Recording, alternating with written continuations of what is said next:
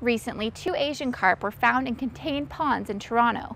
While Fisheries and Oceans Canada have stated they believe this was an isolated incident, these highly invasive, overfeeding fish do pose a very real threat to the Great Lakes and to recreational anglers. We caught up with Matt Smith, an aquatic invasive species outreach liaison with the Ontario Federation of Anglers and Hunters, to find out more. The Great Lakes fishery is worth about $7 billion annually to the economy, and the Great Lakes have seen a lot of changes over the last 200 years with the introduction of new species. So introducing a new species is going to have an impact on the production of our sport fishery, whether that's the native fish or even the stocked fish that are there to support recreational angling.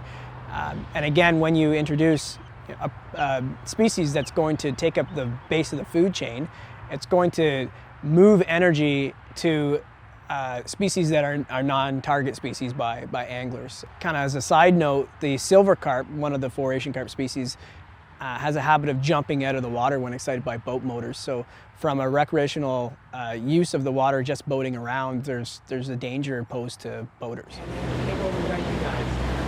As anglers spend time fishing the Great Lakes, Smith says their role in monitoring and identifying Asian carp is crucial.